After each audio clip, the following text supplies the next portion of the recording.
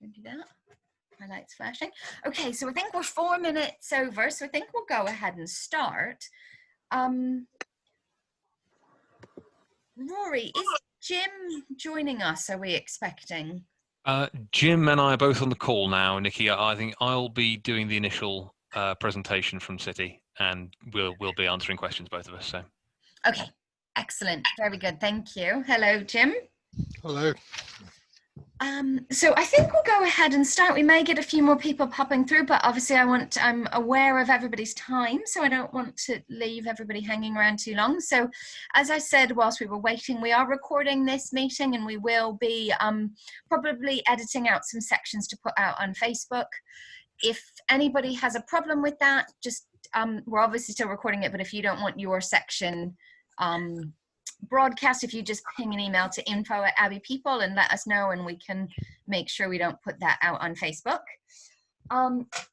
Most of you, I think, probably know who Abbey People are as you found your way here, but just while you're here, I'll let you know that Abbey People is a community organization that works in the Abbey Ward of Cambridge, and our vision is for happy, healthy people living in a thriving community. And a big part of that is making sure everybody has the chance to have their voices heard and to have a say in what's going on around them. So that's part of the reason why we've been working really closely with Jim and Rory and the One Estate team to try and help make sure we get a really good conversation going in East Barnwell.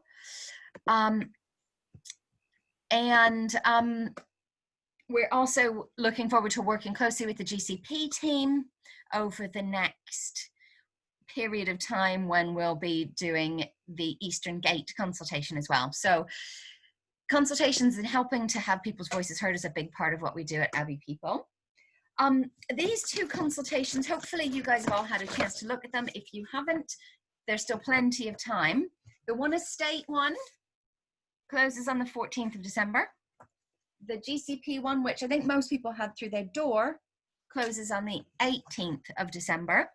And we do have copies of both of these that people can look at the food hub at Barnwell Baptist Church.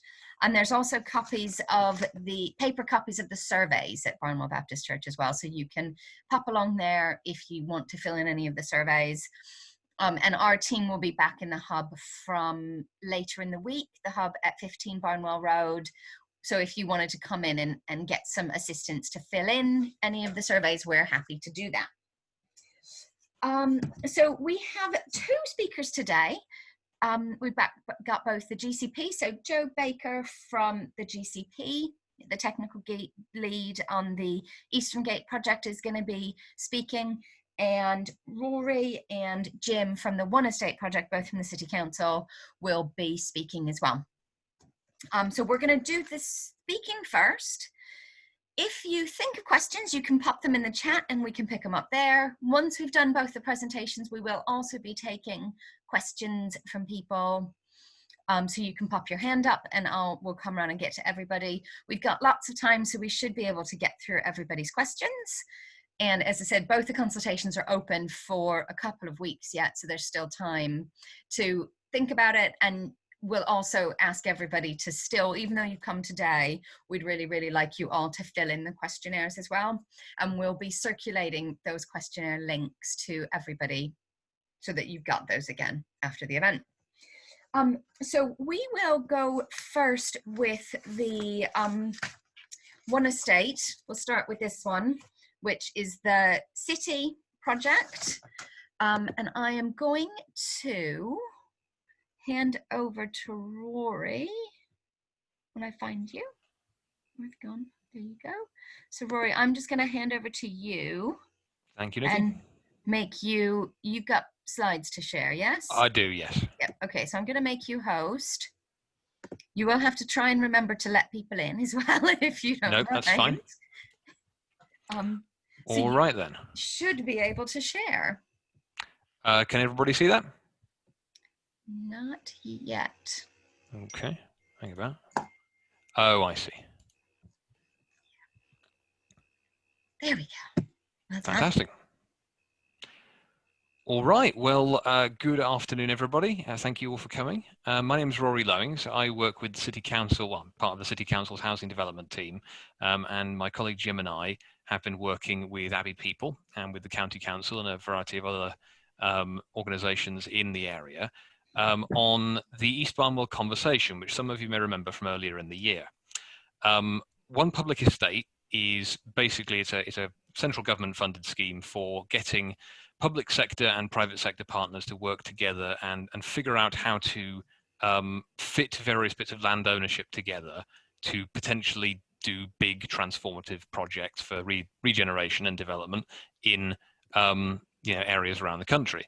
And I'll explain a bit about sort of how we got here to East Barnwell. So for starters, within the City Council, the East Barnwell area came up as part of the community services work on putting together a ward profile for more or less all the wards in the city. And one of the things that came up particularly about East Barnwell and about Abbey generally, but particularly the East Barnwell area, is that there's obviously a lot of community facilities, housing facilities, which potentially a bit past their prime, very heavily used and often very popular, but are not necessarily able to provide a level of service they would have done when they were initially built. And especially as the population is growing, there's potentially a lot of risk that they won't be able to sustain themselves going forward or won't provide the quality of facility which they currently do. The reason why we sort of thought that the One Public Estate might be able to assist with this is because there's a very strong community in Abbey, and that's not necessarily matched with the resources they have available to work with. So working with Abbey people, County Council, local NHS Trust, and various other parties who own bits of land in the area, we thought we could bring together some proposals with One Public Estate to change some of that and go from being where we were consulting on various options for changing things to actually bringing forward some sites where we could develop and change the space, the physical environment, as it were.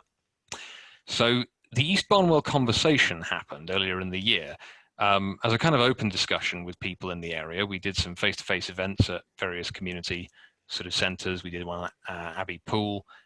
We did one at the Baptist Church and various other things.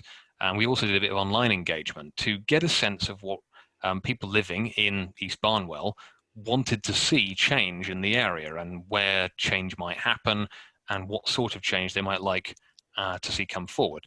And it was quite an open conversation, as I say, at the time. And we got quite good engagement. I've sort of put up the Venn diagram, which we use in the Framework for Change document, which sort of revealed a few things about the most sort of popular issues, the biggest concerns that people had for what needed to change in the area. The biggest one, obviously, was road traffic and how sort of the various road-related issues and the kind of carving up of East Barnwell by the Newmarket Road and Barnwell Road sort of thoroughfares really restricted movement and prevented there from being a strong sense of place. Something that doesn't quite fall within our remit, but is why we've been talking to the Greater Cambridge Partnership and what they're going to be talking a bit about, the potential changes which might be happening in the road network in years to come. But there are things that perhaps some of our discussions through One Public Estate can help with. One of those is obviously community facilities. Community local amenities on the more social side were probably the biggest of those. There's also concerns about community facilities on the commercial side as well. So you've got kind of your parks and your community centres on the one hand and pubs, cafes and shops on the other hand. Housing came up as well as a sort of secondary priority for people, but you can see that big green circle about sustainability, which links to sort of use of existing open space facilities.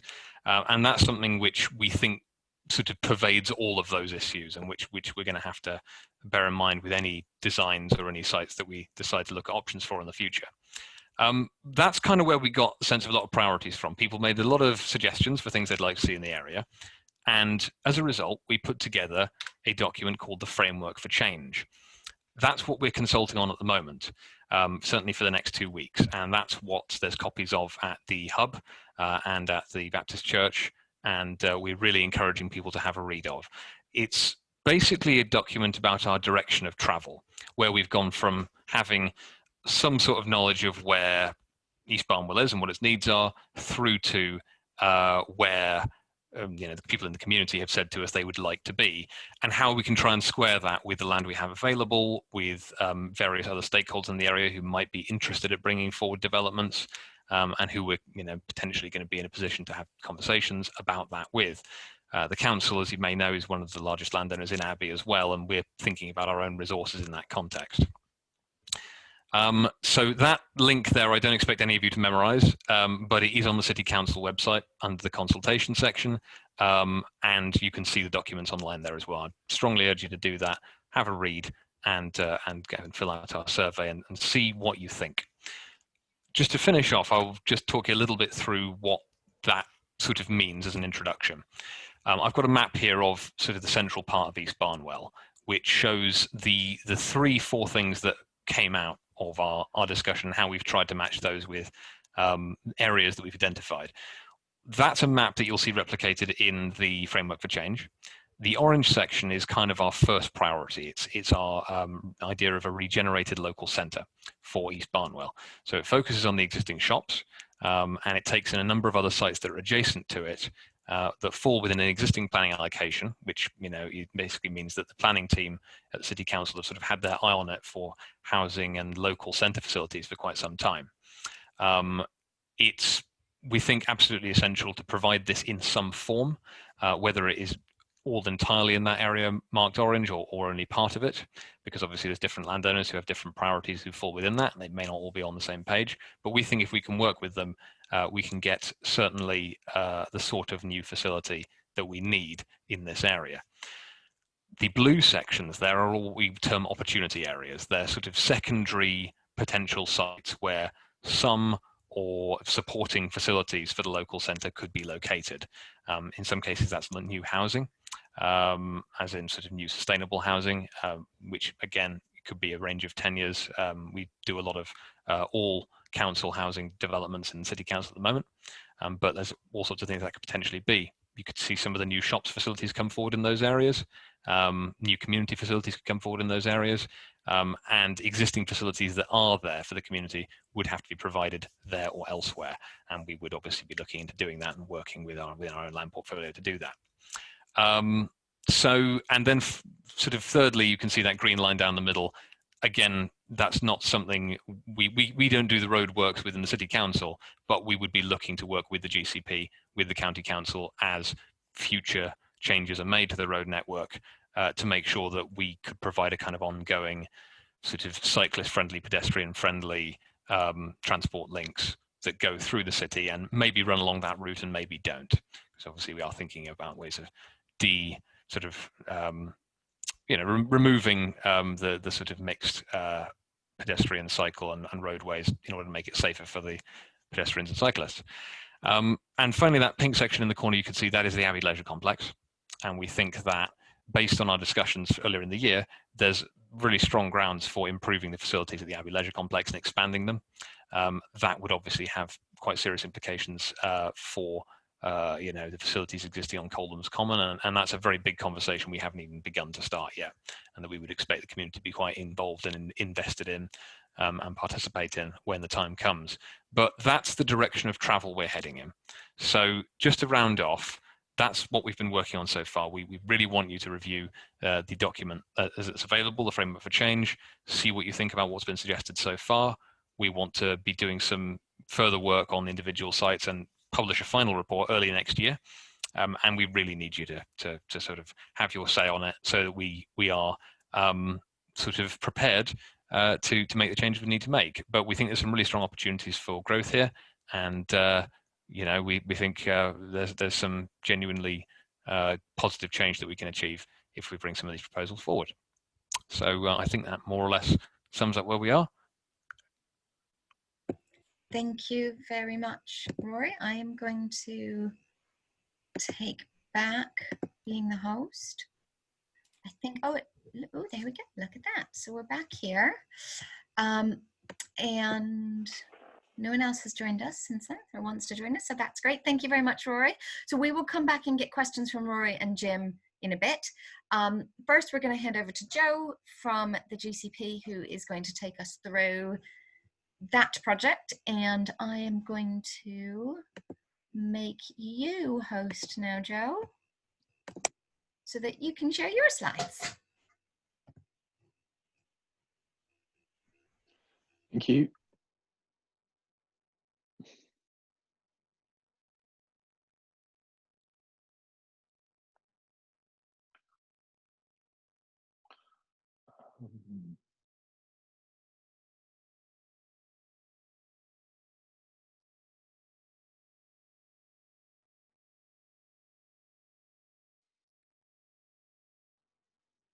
Can you see that?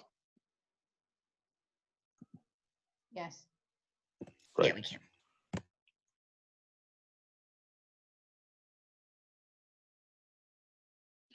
Right, so my name's Joe Baker from the Greater Cambridge Partnership. I'll talk to you a little bit today about the Cambridge Eastern Access Project.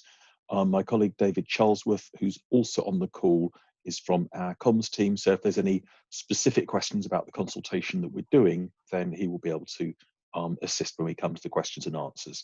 So the aim of the project really is what it says in the title, looking at better public transport and active travel. We are doing a consultation exercise at the moment, and I hope that you've all had brochures that have been delivered door to door. If anybody is struggling to get hold of the information, again, David will be able to advise on that when we get to the question and answers. In terms of what the project is aiming to do, to look at a variety of options to improve reliability, safety, speed, capacity of sustainable transport connections for people wanting to get to Cambridge from the east, and improve connectivity between both existing settlements like East Barnwell, but also new settlements, and find the sort of best packages and measures to create that sort of connectivity to help get people to opportunity, whether it be education, employment, healthcare, or anything else, and overall looking to reduce the need for trips to be made by the private car. So it is very much around looking to promote sustainable transport for the area. In terms of the area that we're looking at, this I'm sure will be very familiar to all of you. Broadly speaking, we've defined an area with the A14 to the north, the railway to the west, so thinking about access to main station, Cambridge North, but also to the city centre as well, but we're not sort of dealing with what happens in the city centre. Down to the south, broadly speaking, Coldham's Lane and the Lakes, and then to the east, really going out as far as Airport Way. Clearly, East Barnwell sits very much at the centre of this area, and we see the Newmarket Road as being really the critical issue. Obviously, it's the main radial coming in from this direction, and it has, as we all know, its challenges, which I don't need to tell you about. So that's broadly the area we're looking at. It's not a rigid study area. There may be issues outside that we do consider, but it gives you an idea of what we're doing. In terms of what we've done so far, very quickly, we have done some pre-engagement early in the summer, and then we came to the decision to divide the study into two phases. Phase A, addressing existing problems, and broadly these are things that we could do in the next 5 years. Phase B, as we've said, addressing future challenges, and that will be from 2025 onwards. And the main reason to divide into two phases is because, as I'm sure you're all aware, there's all the discussion about the future of the Marshall's site. And if that site is developed and Marshall's move, then clearly that's going to have a very significant impact on East Cambridge.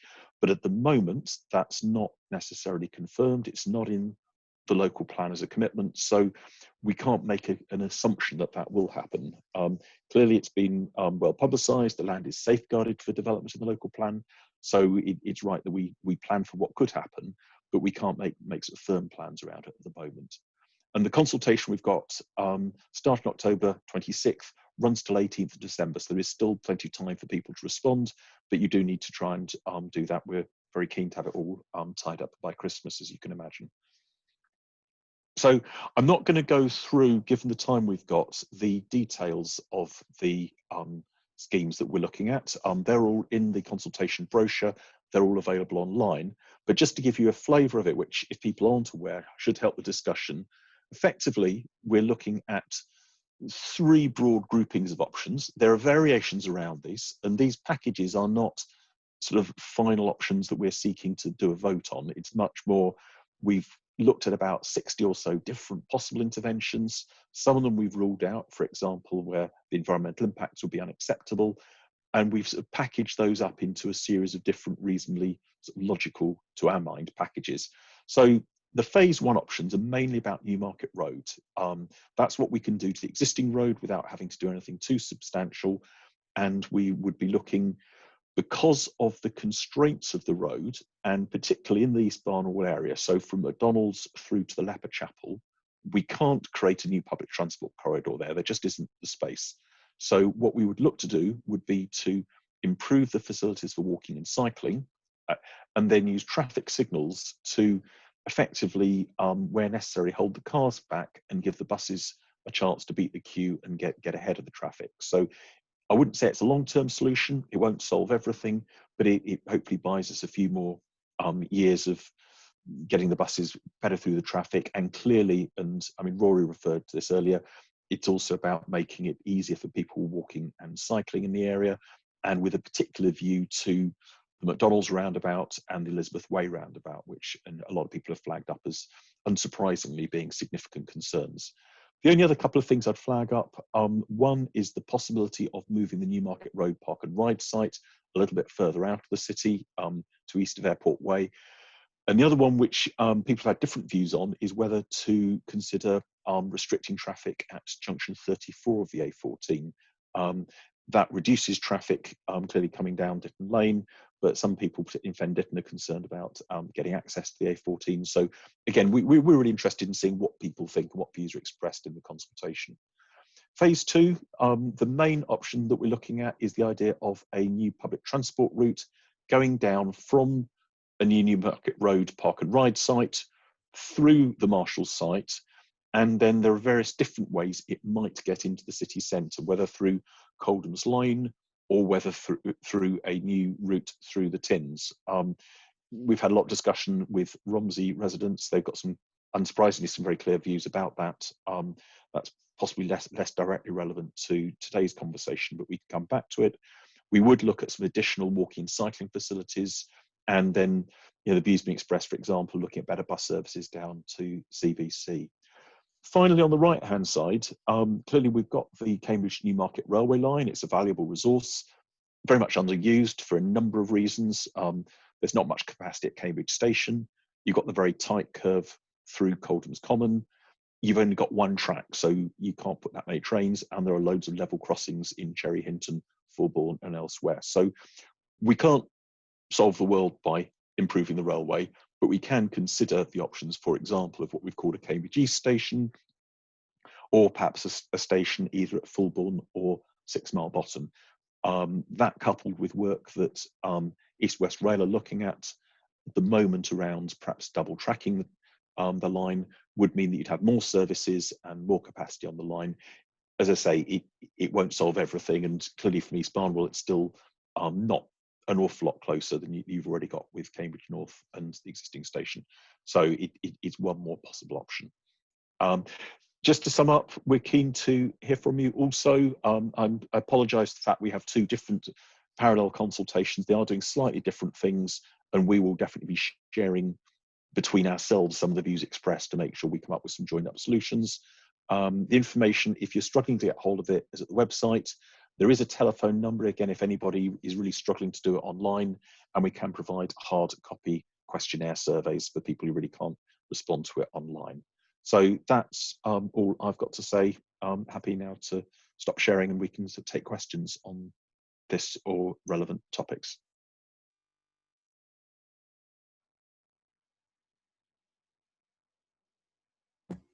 There we go. Sorry, I lost my window with you all in it there for a second. Thank you very much, Joe. That is very good. So those are our questions so far, or our presentation so far. What we'd really like to do now is open it up to people who are here. So we have 32 participants, which is excellent. You are currently all on mute because I muted you. So if you would have specific questions, if you want to raise your hand in the reactions bar down the bottom. You can also type questions into the chat and we can pick them up that way. If there's any specific initial questions.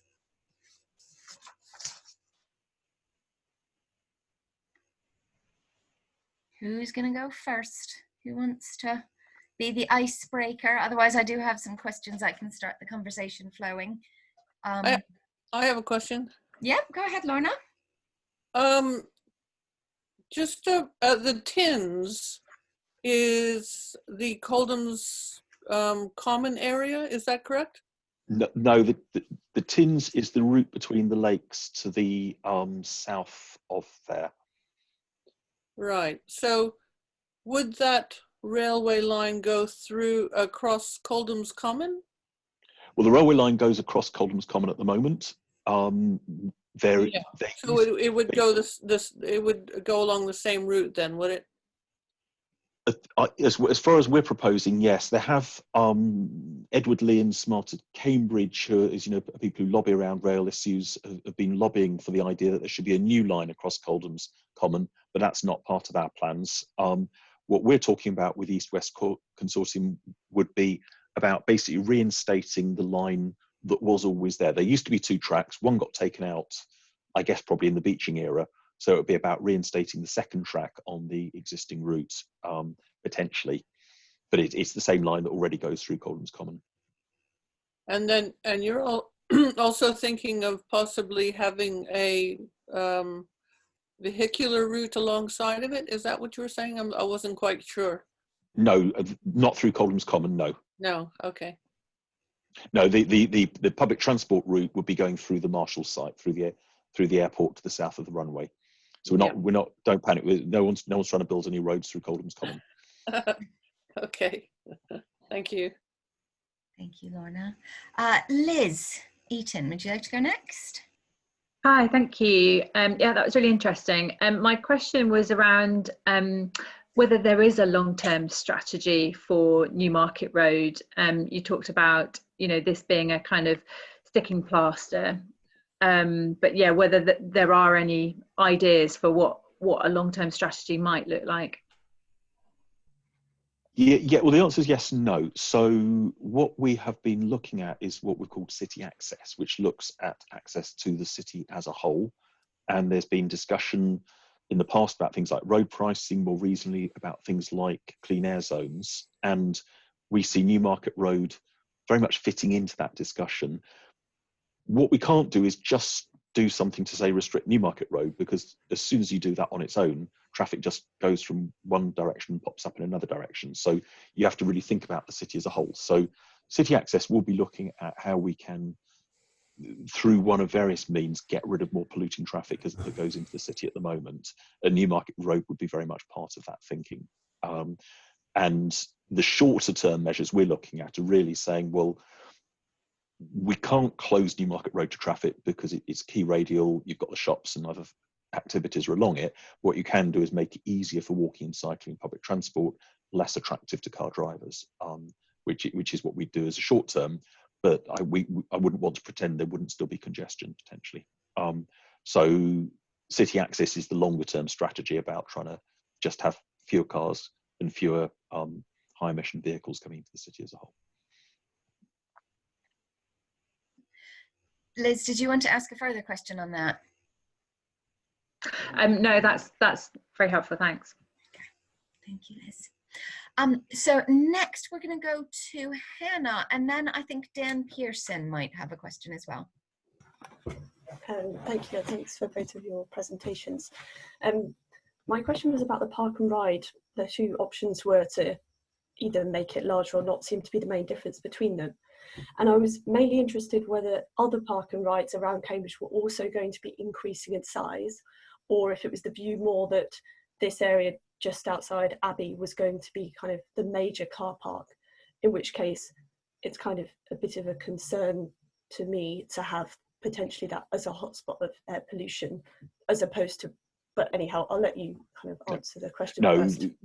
There is a programme of looking at increasing park and ride capacities around the city. Clearly, if we're trying to stop cars going into the city, there are a lot of people living out in the rural areas of the county. We need to make sure they still can get to work or whatever else they need to get to.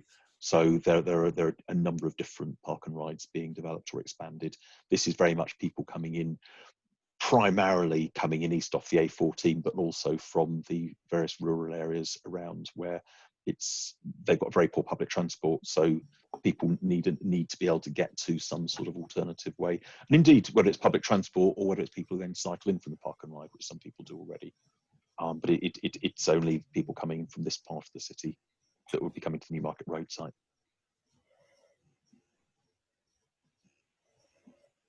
Did you want to say anything further on that, Hannah? It was just kind of, just one follow-up question, thank you.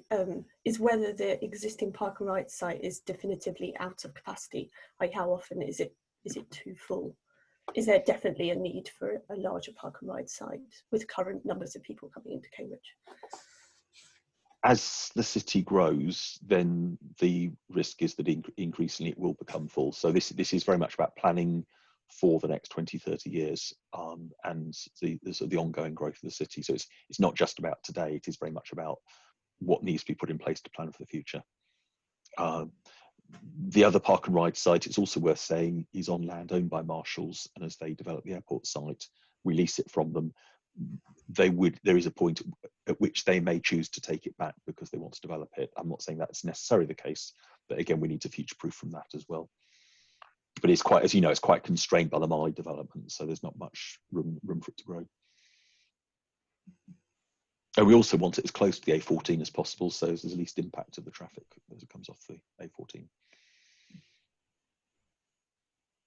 Excellent, thank you. Dan Pearson, did you have a comment or a question? Yes, I did. Yeah, I have a question for Rory, I suspect, actually in two parts. It relates to the opportunity area, as I think you called it, that was identified for Cambridge United Football Ground. So the first part is, given the relatively large area of that site, are you able to perhaps expand a little on what opportunities could be considered for that particular site? And then the second part is, should we assume any redevelopment of that particular site would be predicated on the club itself relocating, or is it envisaged that it would be complementary usage with the football ground? So, Dan, in answer to that question, it's a little bit of an open one, is what I would say. So the Cambridge United Football Club have obviously their own plans which are in progress for the future of the football ground. And the reality is, at this stage, we don't know for sure if those plans will coincide with what we sort of are doing elsewhere in the area. We are obviously in contact with the football club, and we will be having conversations with them about how their sort of ambitions to change the site can kind of impact on this strategy. The main reason it's highlighted there is because, obviously, as we know, there is a lot of discussion going on at the moment about the future of the football club. In terms of how it could develop, I wouldn't like to sort of prejudice anything that the football club want to bring forward on their site. But we would be looking at, I imagine, any use in future that would complement the overall objectives of regeneration in the area, i.e. that could be complementary usage if it's a deliverable thing to have something that's kind of along the lines of housing with other uses. We would be interested in that sort of development, certainly. It wouldn't necessarily need to be all one thing, I suppose, is what I'm saying, Dan. There's no hard requirement for the development of the site, but we would be seeking to do something that would allow other development we would be doing in the area to sort of flourish and would complement it, rather than would undercut any of the objectives we have for regeneration in the area. That's a bit of a vague answer, I'm afraid, Dan, but it's limited because obviously I don't have the Cambridge United here to speak for their site, and that's kind of how a lot of the sites are going to be. But Sam, did you want to say anything?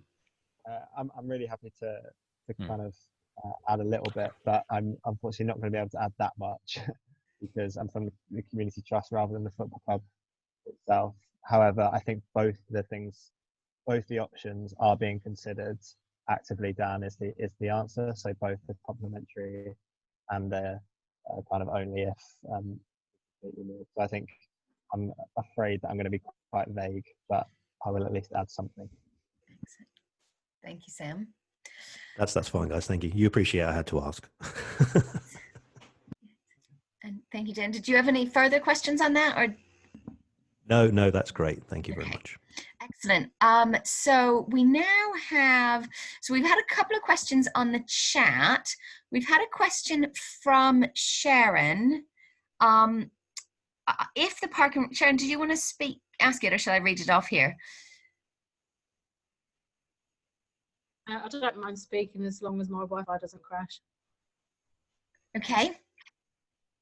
It was just that I noticed that the McDonald's site was highlighted in orange, which was said that it's already of interest to the council.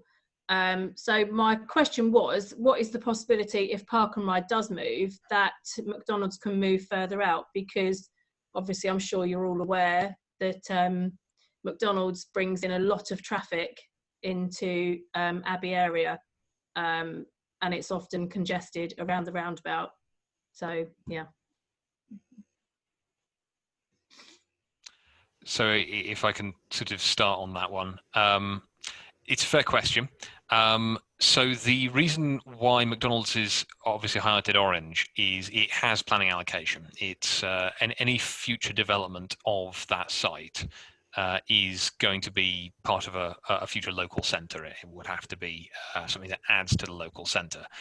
A little bit like with the Bowls Club, it's going to be partially dependent on McDonald's themselves wanting to engage with the process. It is obviously their land. And at the moment, we also, a bit like with Abbey Football Club, we're in contact with them. And I think if we were in a position to bring forward plans that would would mean McDonald's would be able to continue trading in the area, and obviously continue the quite lucrative trade they have at the moment, but would potentially lead to some changes on that site, I think that would be something we'd be actively looking at. Yes.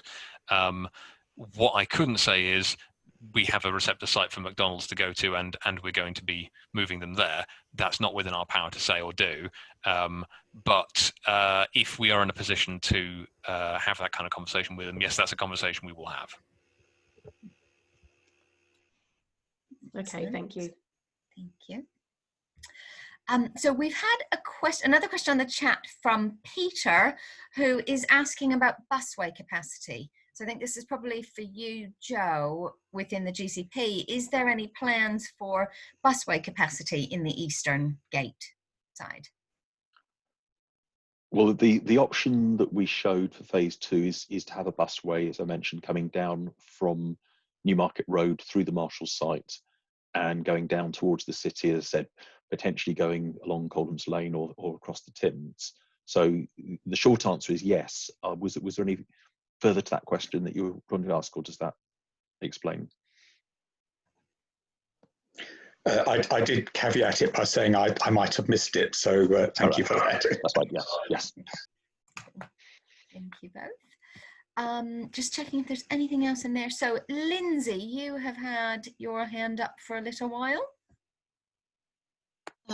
Thank you, Nikki. I have a question about, so our community, between our community and the city, is what some people would call an out-of-town shopping centre, so the Beehive Centre or Cambridge Retail Park. And I wondered whether it was known how much traffic that site generates, and whether there's a possibility in the long term to move that further out of town.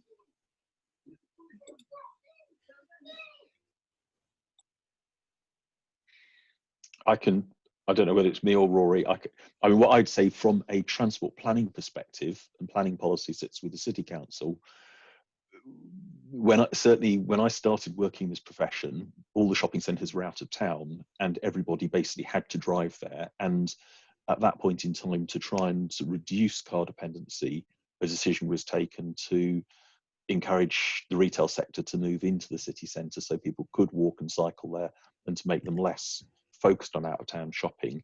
And that was done for fairly good reasons. I totally understand that may be a frustration if you live near the shopping centres here, and there's quite a bit around the Newmarket Road area, but that's why retail has been moved into the centre. You're not the first person to mention it. I think it's a valid point, and a number of other people have also mentioned that as a possibility. But as I say, I would just say that there was a very conscious policy decision that we didn't want out of town shopping, because if you think at the moment, quite a lot of people can walk and cycle to the shops, and if we put them all out somewhere on the A14, everybody would have to drive. So you'd probably have the same traffic, just going in a different direction. If I could add a little to that, I think it's well said from Joe there.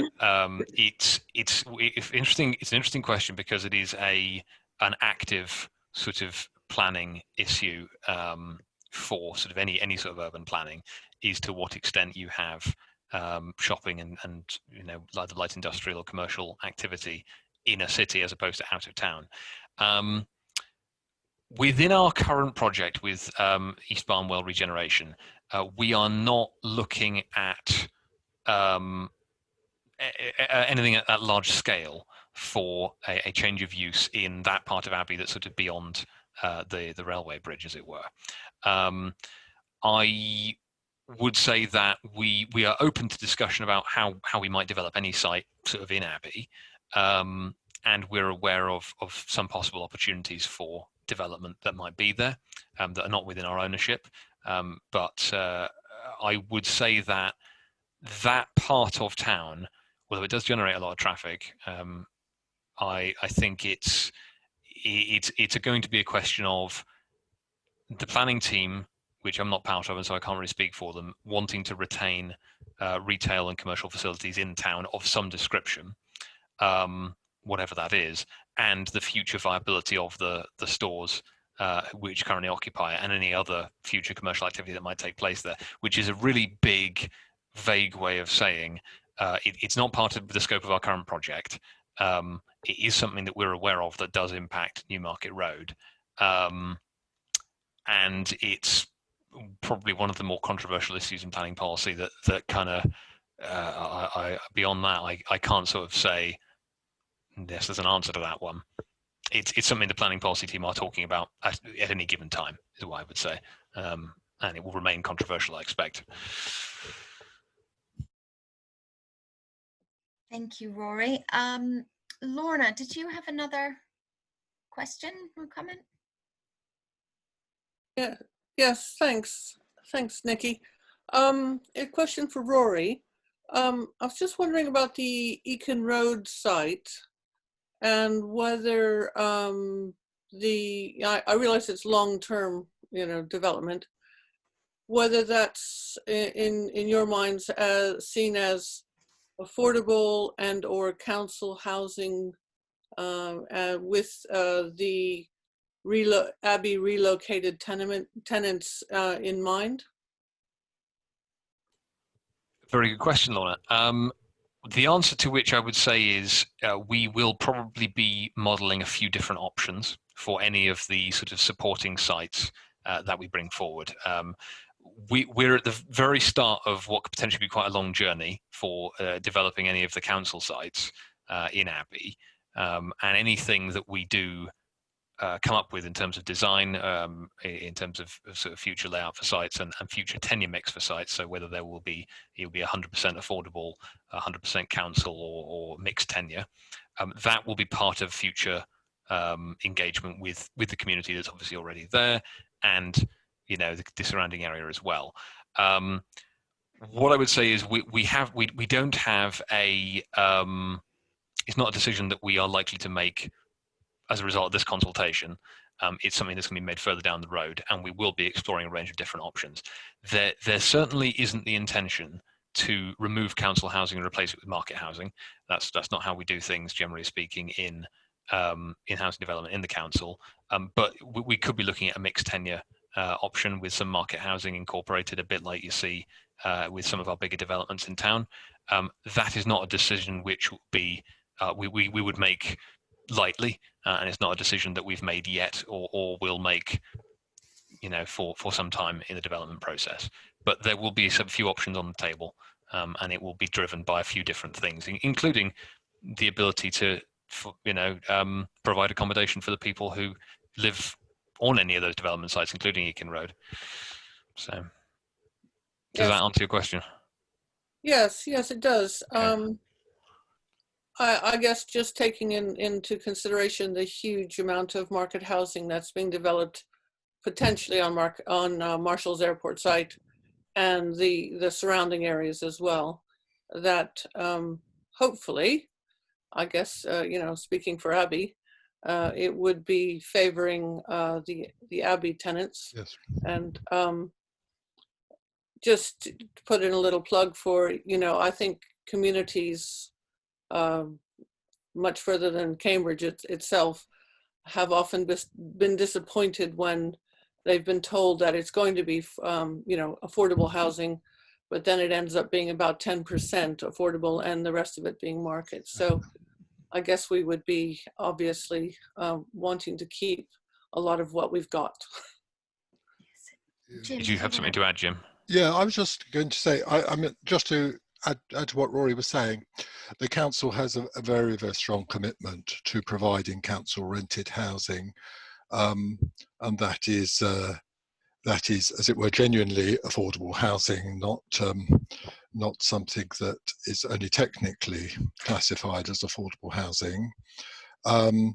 I think I can't guarantee that a development on Eakin Road would be 100% council rented housing.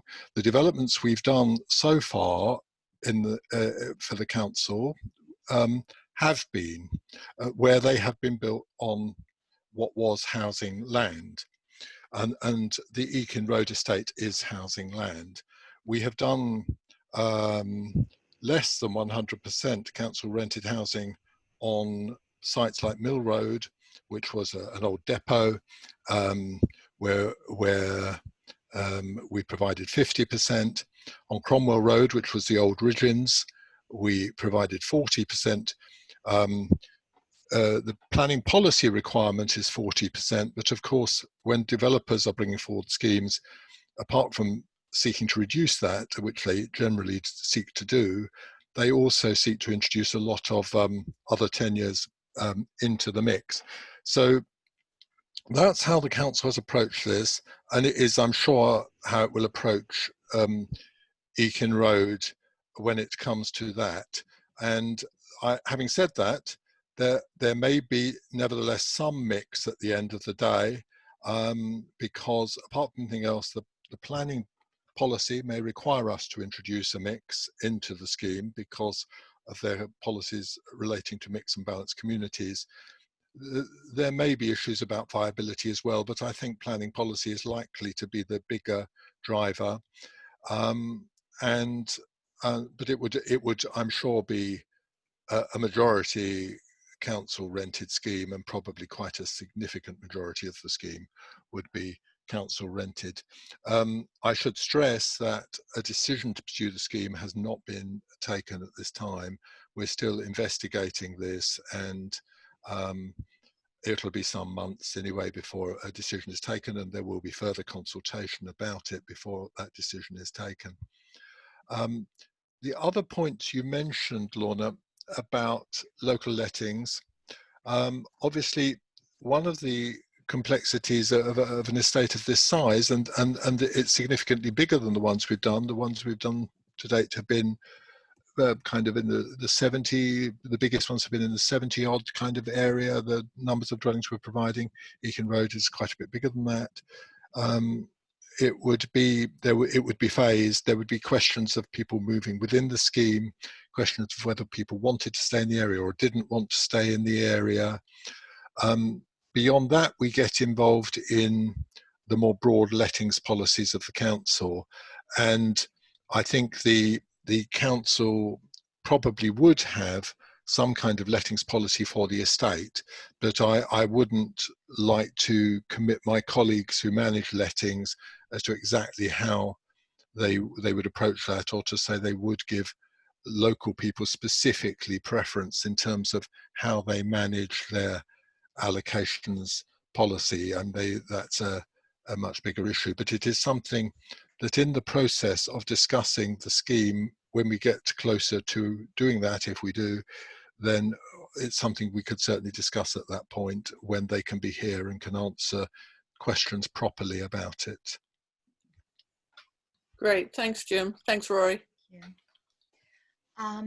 Just one more question on that and on the commercial space.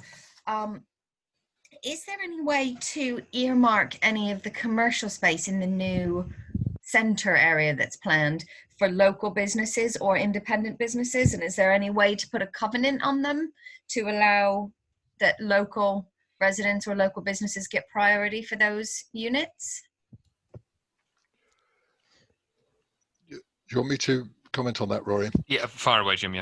Yeah, I think one of the things we can talk about with the commercial units is how we manage the commercial units we deliver and the letting of them. It's a little bit like the local lettings in relation to the housing.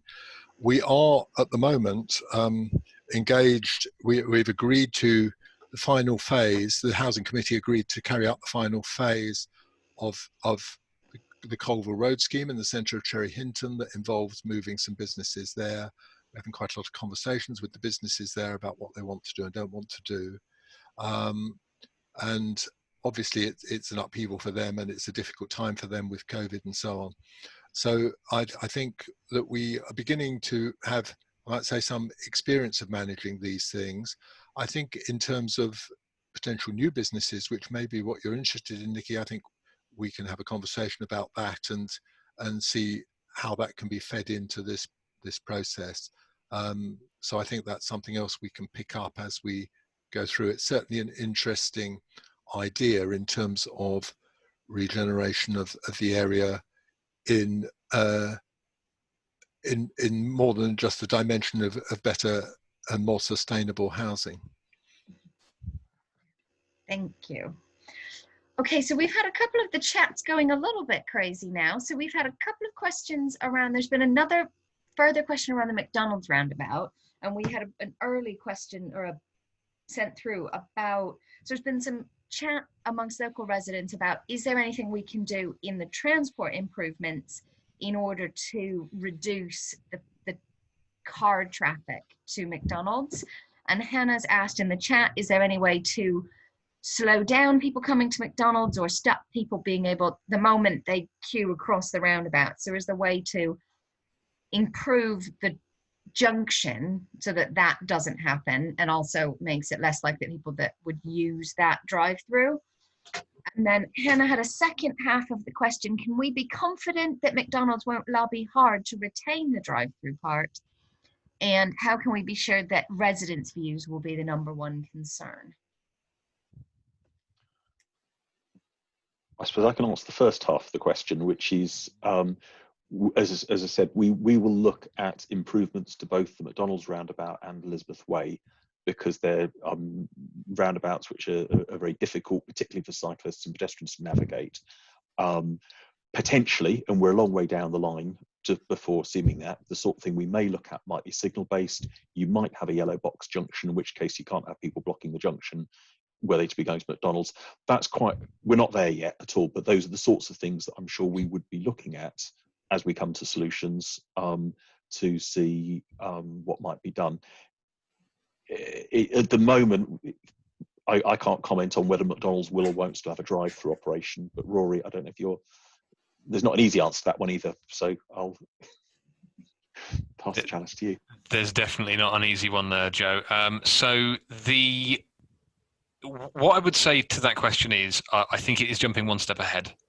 So in the event that we talk to McDonald's at all about the future of the area, it would be in the context of discussion about their site, realistically. So at the moment, you know, obviously we exist in a scenario where we haven't got any approved schemes as yet. We haven't decided what we're going to do on these individual sites. If McDonald's aren't in a conversation about their site, then they will have the existing rights that they have. So they will have obviously a right of way, you know, from public highway onto their site, and that's going to be the extent of their involvement in the project. We won't be having conversations with McDonald's about what we're doing on the other side of the road with property that doesn't belong to them, if that makes sense. So as it stands, in the event that McDonald's became involved in the conversation, or any other landowner became involved with the conversation about their site, we would absolutely be talking to them about the future layout of that site, what facilities they wanted to retain. I guess all I would say is that that's a very complicated question, and it revolves around what they see their business model as being in the event that they become involved in any development. Were they to wish to preserve the drive-through facility as an absolute requirement of their involvement in the project, I think we'd have to have the conversation with them. We wouldn't simply be able to say, well, you know, you're not going to have that if you build anything there. But if that, you know, became a requirement that they'd have to lose it, that we decided to impose on them, that might cause them to walk away from the deal as well. So it's kind of, we're very much talking in hypotheticals, and I just don't have an answer to that one. What I would say is, we know that the traffic is heavy around there. If we were to put a proposal forward to, you know, put other facilities on the site, which included McDonald's remaining in place, there would be a very long conversation, and it wouldn't just involve McDonald's. It would involve obviously stakeholders inside the council, and all the comments that we've had about the McDonald's and the amount of traffic it produces. Really difficult question to answer that one without having any inkling at the moment of what McDonald's, if anything, want to do with their site. Does that make sense? Okay. Yeah, thank you for that. Okay, so we've had a couple of questions in the chat around open spaces and green spaces. Before we move over to that one, Liz, I'm aware you've had your hand up for a bit. Did you want to come in before we move over to the green spaces question? No, I'd really like to hear the green spaces conversation, actually. My question was around schools, but yeah, let's do green spaces. Okay, we'll do green spaces and then we can move on to schools at that point. So we've had a couple of questions here. So Lulu has asked, how many electric car charging points will there be in the development, and where will new build council properties have charging points? And will they be fast or rapid charging points? And I think that's a wider question as well around the sort of town centre bit, and what, if there's any public car charging planned within that. We also have, Gavin has asked about, so Hannah's asked about reference to provision for local allotments and community farming. We have co-farm, but in the long term, we should be planning to grow as much food as possible locally. Could we comment on that? And further, Gavin also asked, can you explain how the development proposals will contribute to the protection and improvement of existing and creation of new green infrastructure? And this is one of the questions that have come up in some of the pre-questions and pre-conversations we've had with people as well. Obviously, we've got some really lovely green corridors and lots of street trees in Abbey, and what provision will be made to keep all of that green infrastructure. So it's green infrastructure, electric charging, and green space and growing spaces. Right, I've got a few observations I can make on that. Yeah. So electrical charging points is a relatively easy one. At the moment, with our forthcoming developments, we have got electrical charging points provided for the developments all have a certain number on them. I'll be honest with you, off the top of my head, I couldn't tell you what the proportion is of points to homes. That is bound up with the amount of parking that's provided on each site, which is also something of a point of contention on any given scheme. We are aiming to provide, it is an ongoing debate, is what I would say about levels of car parking that we provide, but there are within the council property portfolio that we're putting together now in our existing programme, that there are quite a few electrical car charging points which council tenants would be able to use. That's one of the things that we've included in the design, and that I imagine will remain the case going forward. The extent to which it'll be ubiquitous on every single unit, I don't know.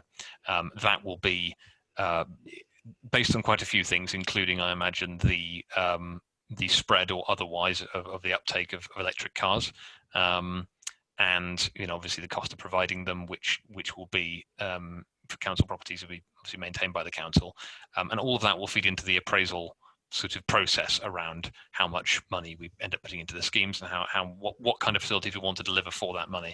I would say that electrical car charging points are one of the less sort of significant things that we are trying to get into our new designs. So when it comes to providing sustainable housing, at the moment the council is looking at a fabric first process for designing new homes. So that is often focused on much better insulation. It's focused on much better kind of heat retention. No use of gas in our new designs. We have some in our existing program, but we won't be having them going forward. And trying to reduce the amount of energy that's lost in properties, as opposed to necessarily providing things like electrical charging points for cars. But it is a thing that we are incorporating to existing designs at the moment. Did you want to come back on the electric car charging points before we move on? Yeah.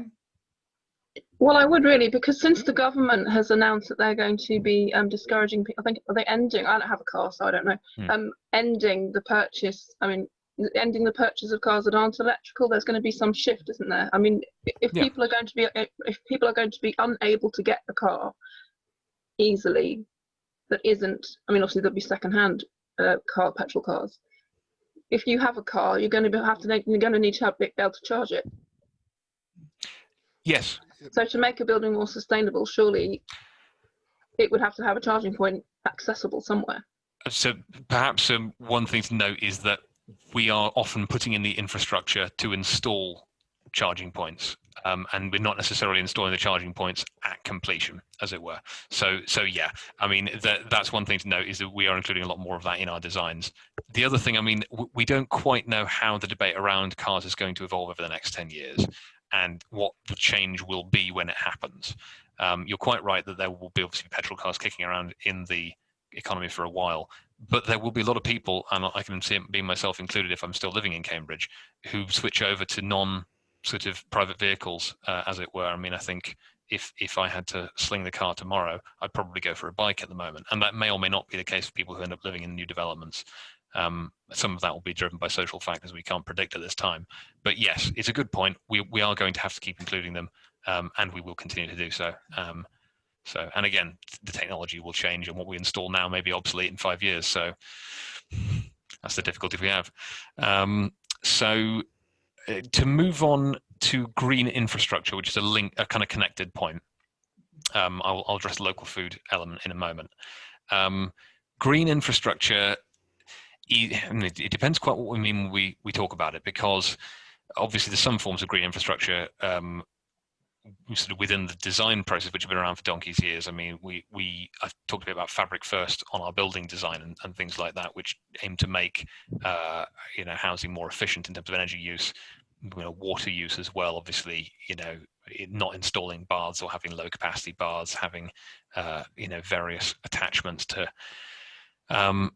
appliances which mean that you lose less water on the day-to-day.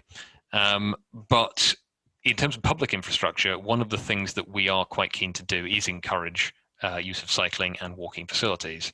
And to that end, a lot of the sites that we brought forward, and you will see from the maps we have, are ones where there's often hard boundaries for people to get through.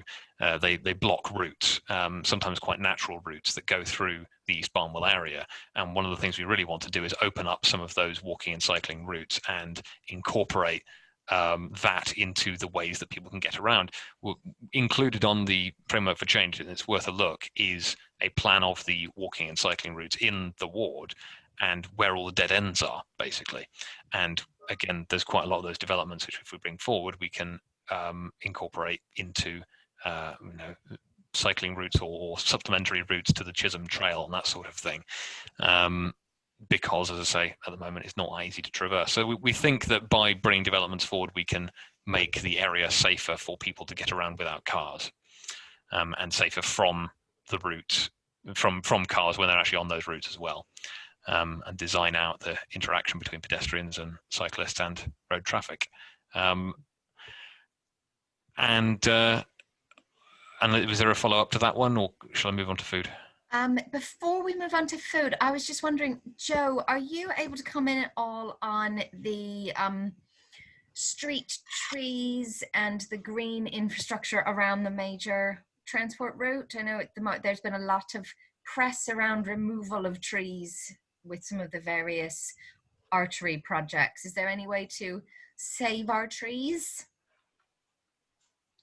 Again, it's probably early to be absolutely specific about trees in particular locations at the moment. What I would say is that we are committed to what we're calling net biodiversity gains. So where trees are lost overall, we should be replacing with more than is lost. That is good, good for the planet. It's not necessarily good if it's the tree outside your house that you're particularly attached to that may be the casualty. And it's far too early for us to sort of say categorically. We're certainly not sitting there planning to chop down loads of trees, but conversely, it may be when we get to that point that there are places where we'd need to.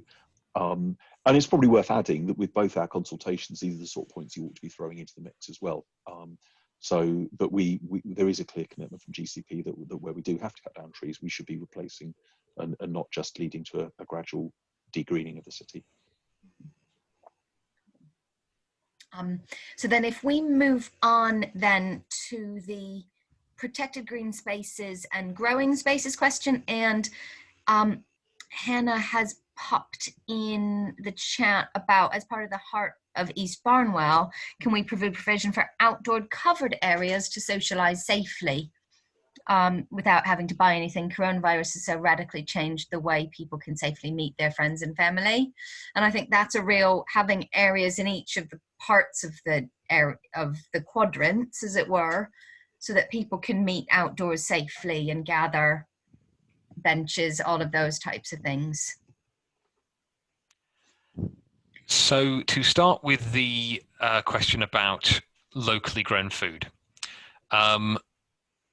it's an interesting point, and I'll be honest with you. So far, we have not had we've not gone out of our way to engage with the existing allotments in the Abbey area, or sort of the kind of locally grown food groups, for the simple reason that we have sort of no plans to do anything with those sites. We sort of approach these things from a site-driven perspective, and we sort of think, well, they're getting on with their kind of activities at the allotments, and so we'll leave them to it.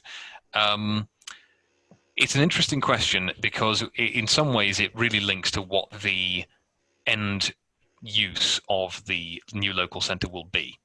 And perhaps it links back to how we end up managing that space, and whether those units that we build for local businesses or businesses in general, how many of those will be reserved for local organisations, how many of those will be perhaps let out on a rotating basis. There's a few different models we could go with. I suppose really that's almost a question I would kick back to yourselves for what would you like to see come forward, because in the event that we do bring forward plans for a new local centre, which we would like to do, we kind of need to hear some ideas of if that's something people want to see. We can look at that option. If there's some way that we can interact with the existing organisations who do grow food in the area, we need to know what facilities they need. You know, what is lacking at the moment in Abbey infrastructure. I can think of a few things off the top of my head, but I don't actually grow my own food. You know, and so that quite how that would best interact with the community is not something I would necessarily know.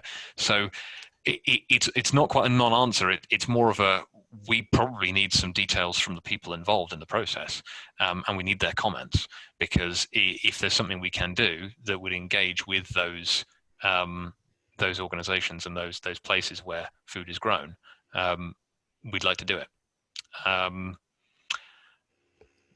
Does that answer the question? It does. Is Gavin, are you still here, Gavin? Did you want to say anything, or has Gavin gone? Hi. Yeah, I am still here, and thanks very much, Rory, for picking up on that point. And I run Co-Farm Cambridge, which runs the little community farm down in Abbey, and so very good to learn that we can have a good conversation about what that might look like in the context of potentially other little sites as well. We're trying to get up to about 500 acres around Cambridge of local sites that can grow food for people that live closest to them. And we know that that's really important, both in terms of food security, but also local engagement and mental health and well-being and all those things as well. So we'd love to engage with you on that, and I'll send you a message tomorrow. Please do. I need to leave, so sorry. Yeah. Thank you. Thanks, Gavin. Any other comments on the green spaces and protected green spaces that anybody wants to pick up while we're on this section?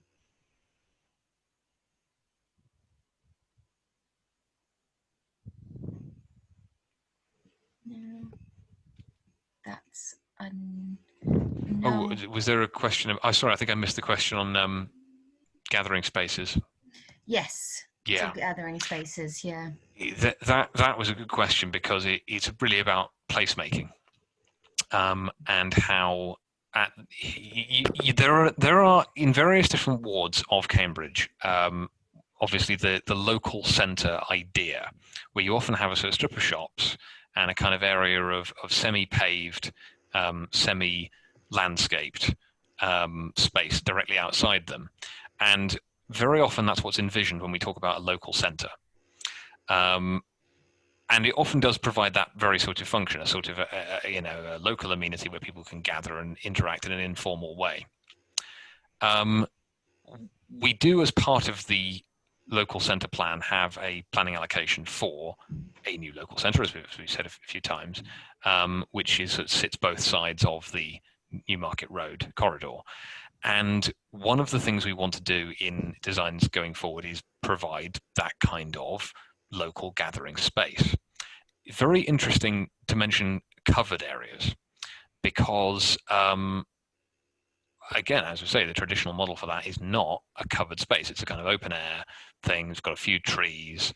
And I mean, it's certainly something we'd be interested in looking at. And any ideas that you have or would like to share of places where you think such a thing has worked well would be welcome, because we are in replacing the built environment that we're talking about, in a position to provide a new built environment, which might or might not. Well, I mean, it'll have to be adapted to the post-coronavirus world, and coronavirus, unfortunately, may not be the last pandemic we have to deal with this century. So anything we build is going to have to be future-proofed in that sense, as well as the climate change sense that we know all about, and the needs of the community as they stand at the moment.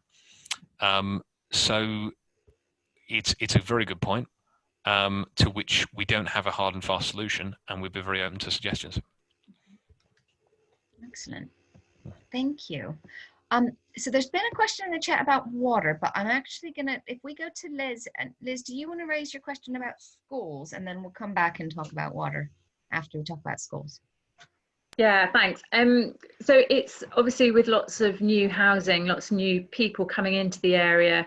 I'm interested to know not only what provision there'll be for every level of schooling provision, but what the transport routes will be like to get children safely from one place, from the different hubs and home again, particularly, you know, thinking about the Marley development as well, and where those, you know, where those children will be going, and then crossing, you know, with Newmarket Road and the arteries and things like that.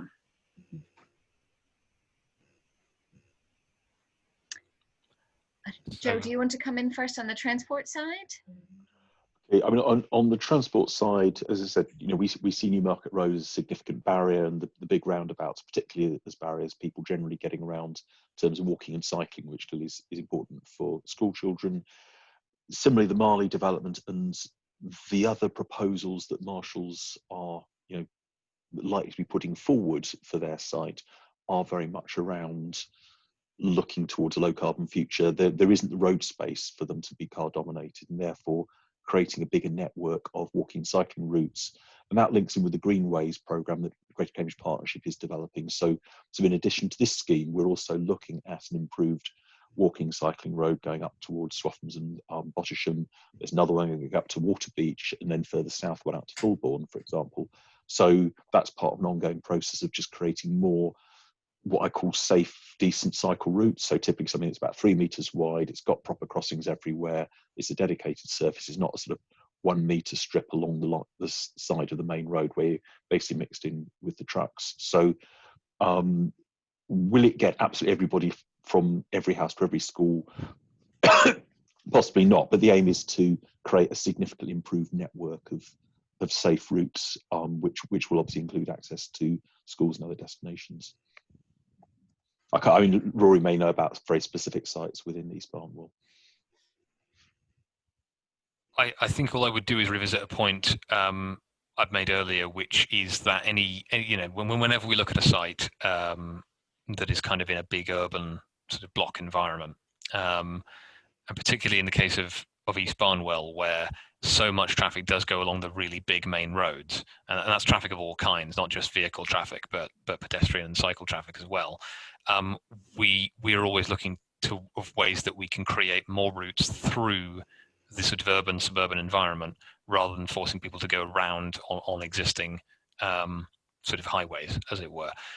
So again, without sort of talking about specific sites, because every site is a little bit different in its situations, but certainly the aim of any work around central Barnwell is going to be to try and give people ways of getting through the area that doesn't involve them being on the main roads, or reduces the amount of time they're at main roads, directs them to existing crossing points, and that sort of thing, rather than kind of forcing people back onto the main routes where there's such heavy traffic. So which we hope will increase the safety overall, and again, it'll be very site specific, but. I know there's been some conversation in the community around the routes to secondary schools. So I know a lot of the Eastern Gate project is looking more at getting people from outside the city to the city centre, but there's also a lot of people who are going from Abbey either to various routes in the city centre, and also the north-south route down Barnwell Road and on to the Addenbrooks in that campus. And even a lot of the traffic is coming in down Newmarket Road and then round the ring road towards Addenbrooks. So is there what can be done in order to try and get some of those journeys happening not in cars, and to help some of the people getting to the various schools, the secondary schools and sixth forms, not in cars?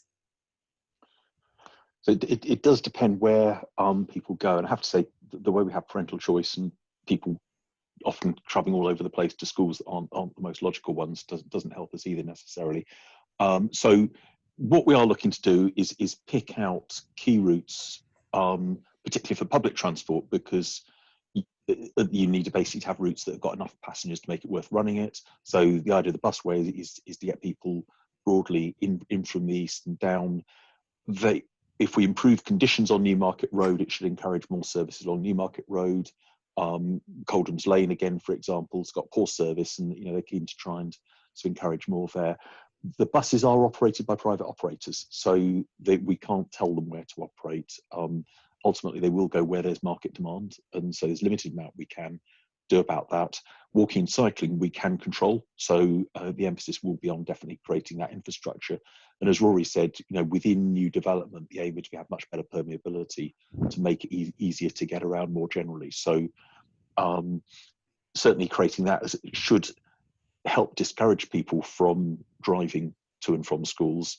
And back to the point that was asked very early on about the Newmarket Road more generally, as we look to work towards city access, the aim is to make it more challenging for people wishing to drive around the city. So seeking to generally make it less attractive. We do need to get good public transport, walking and cycling in place. We don't want to close the city. But what this scheme is just part of one small element of a much bigger programme. And the overall aim is more generally to be making it a less car dependent city, all told. So, all of that will contribute. It won't, as I say, it won't always address everybody's journey from where they happen to live to the school that they happen to have selected for their kids. But it should all contribute to the ongoing agenda. Liz, did you want to come back with any further questions on that? Yeah, I guess just on, so obviously the current catchment secondary is Coleridge, which the cycle routes aren't particularly great at the moment for kids going from Abbey, which is one point. And then I'm presuming, like for Marley, the catchment is actually people would be travelling to Bottisham would be the catchment school, which if people are trying to cycle and be sustainable, I'm not sure I would want an 11-year-old cycling in the dark.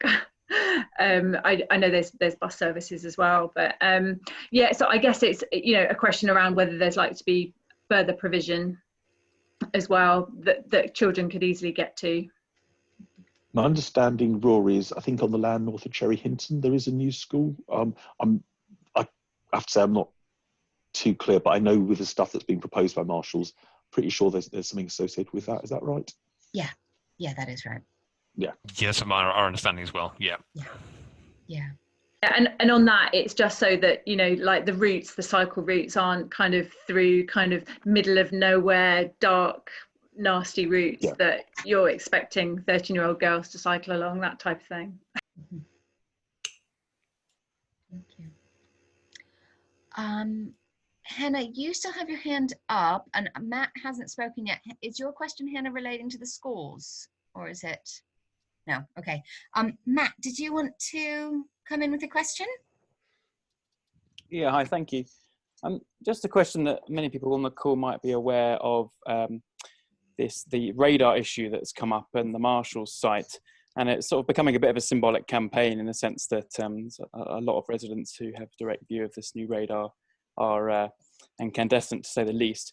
I just wonder whether what's going to be done or what can be done to mitigate the impact of any potential future developments, and to try and avoid the Eastern Access scheme sort of incentivising additional building. There's already evidence that there was talk from Marshall's where this radar, for example, has been moved expressly to avoid prejudicing new developments at the expense of existing residents. So just thought, how can we avoid that sort of negative impact of extra building? Thanks.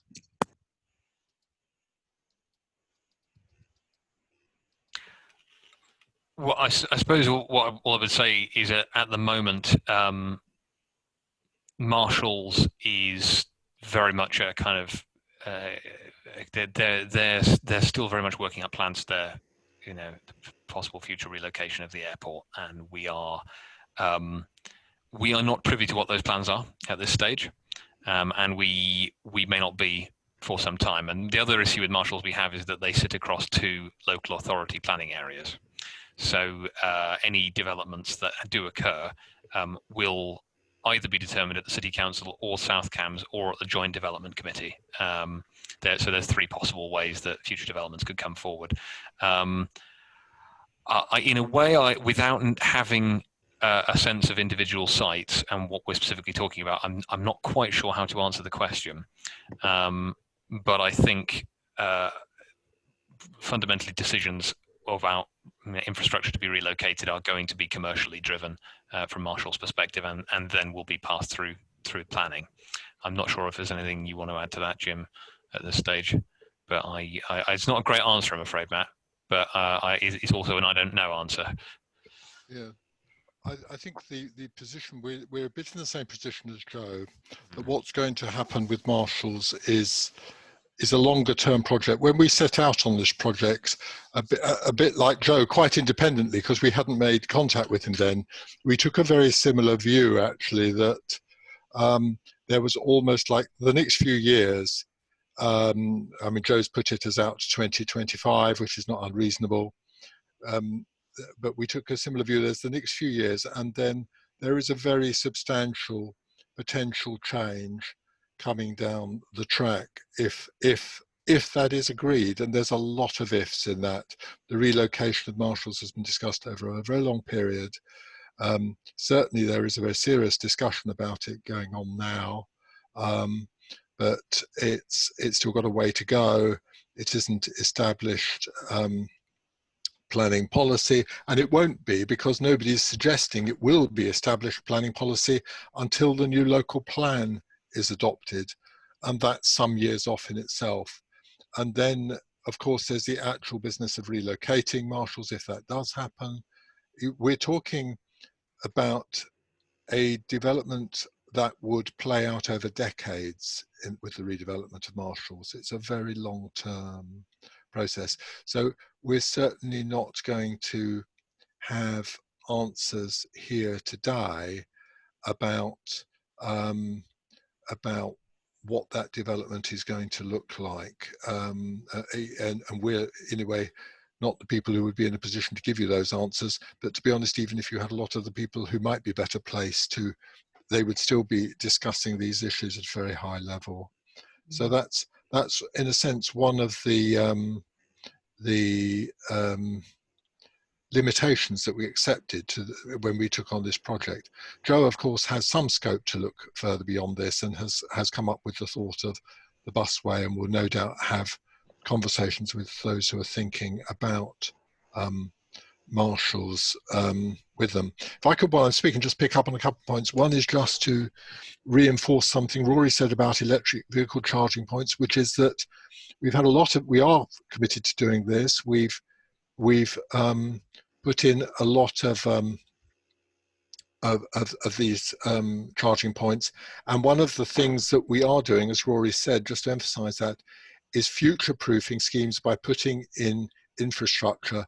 There's very little point in putting in charging points beyond what people are currently going to use with the level of electric vehicle ownership that there currently is.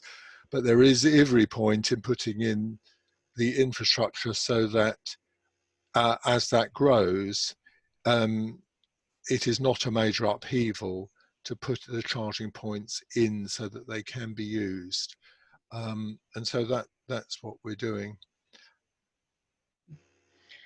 Matt, just picking up on your point around what the community can do and existing residents, I think the fact that we had so many people on this call initially, and that there's so much interest from the local community and getting involved in these consultations is really, really positive.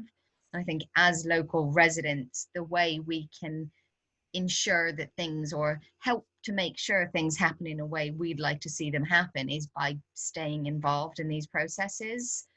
And obviously as Abbey people, we'll be doing everything we can to help get the word out about activities and things. But as a group of local residents, the more we can get involved, we can respond to consultations, we can respond to individual planning applications and get engaged in that process. It means, you know, the more those who shout the loudest get heard the most, unfortunately, a lot of times in these planning processes. And, you know, we can, and so I think, and I had a conversation, we can pick up with, we're chatting with the group of residents in the Westering as well, and individually about that specific project or problem. But I think that's a key part of this process, is keeping these conversations going and staying in conversation, both in these consultations and as this long process continues, so that we as residents have a voice and have a chance to have a say in what goes on.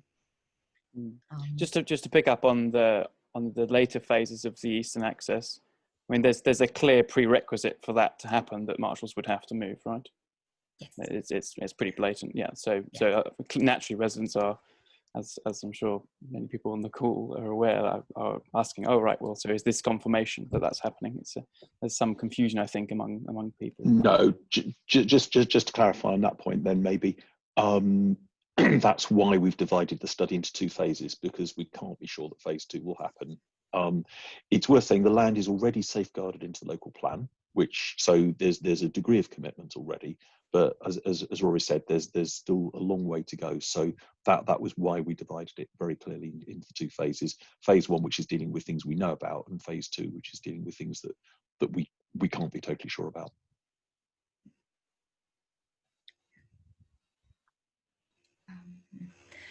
Just got one quick thing for Yeah. Rory. I just wanted to sort of support and reinforce what you were saying about green space in near the community center, because although we have quite a good number of healthy-sized green spaces throughout Barnwell, which give a sort of a center to different communities, I think one in the center associated with the community center would be excellent, really, as a gathering space for all the different communities within Barnwell.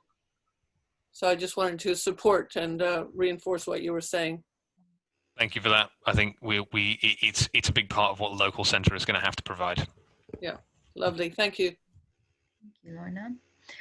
So one more topic, and then I think we've probably reached the end of the conversation for this evening, around water. And again, it may be a bigger question. So in the chat from Hannah, the River Cam has lost most of its flow due to too much water being taken out. Will new developments have strict water saving mechanisms like catching rainwater to flush toilets prescribed as part of their development? How can we balance the water shortage which already exists with the number of houses being built in Cambridge, which will increase the water demand hugely? And then I would add to that, how can we ensure with major transport routes, that they're engineered in a way to allow for water capture? You want me to say something about that, Rory?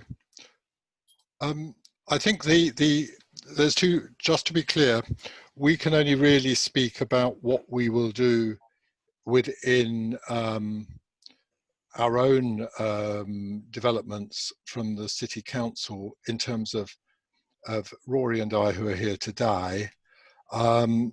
Of course, this is also, in terms of the general control of developments, this is primarily through the planning system. The council did publish the Sustainable Housing Design Guide, which is directed at development across the city, and that looked for a water standard of 110 litres per person per day. In other words, it was seeking to reflect the concern that's just been expressed and to push down the level of water usage associated with new developments. And we are within our own developments looking to push down lower than that, just as we have gone beyond the energy-related sustainability targets that are set out. So that's where we are with that. It's a very real concern, and we are responding to that by pushing down on the water usage in the developments.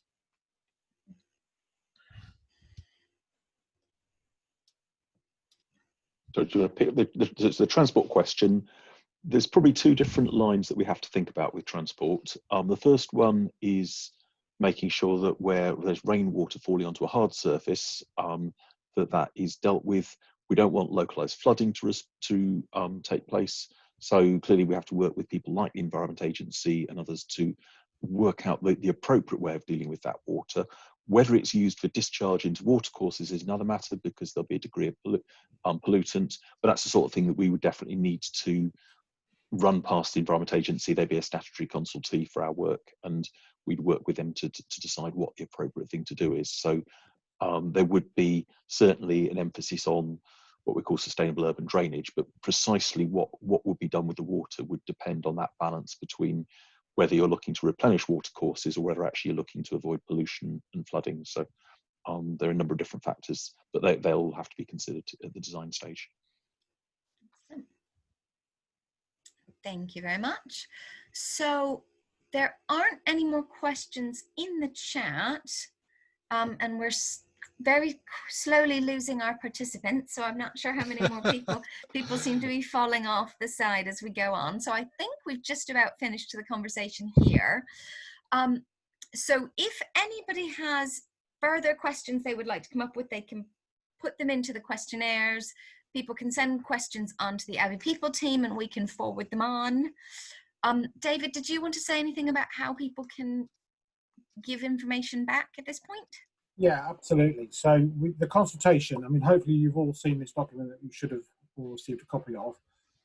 So our consultation is running until midday on Friday, the 18th of December. If you go onto the Greater Cambridge Partner website, you'll be able to see that there's an online form that you can fill in. However, don't be constrained in terms of your feedback. If there are things that you want to say, then please do email us at consultations@greatercambridgeshire.org.uk to let us know what you think about things. But the more feedback we get, the higher quality sort of report we can deliver to the executive board when they decide how this is going forward. So that's that. If you want a hard copy, you haven't received one of these, or you want a hard copy of the survey, then you can give us a ring on 01223 6990906 and we can send one out to you, or you can email us and we will sort something out. Just a pen picture of where we are. Once the consultation's finished, we will then go away and process all of the consultations and look to put together a sort of feedback of stakeholder views. That will be considered alongside the technical work that Joe is leading on by our executive board, who will meet on the 1st of July. And they will then make the decisions about how we then take this project forward. So the key dates is please fill in this, please go on our website, please fill in the form, and please get in by the deadline, which is the 18th of December. And we would like to hear as much as you want to say about this project. Thank you very much. Thank you, David. Excellent. And yeah, so I think we will finish there. Thank you very much. Did you want to say something, Haf? Yeah, sorry if you don't mind. It's mostly just to say thank you for putting this on, and to Joe and Jim and Rory as well for the presentations. And I just think that, just basically to reiterate what a lot of other people have said, but that these consultations are such an important opportunity for shaping the community, particularly, you know, like really long-standing issues like Newmarket Road. This is the chance for people to have their say and to make sure that what happens next is designed with residents in mind. So it's just been really helpful to come and listen to what everyone has to say, and thank you very much for arranging it. Thank you, Haf. Excellent. So thank you all for coming. I really appreciate it.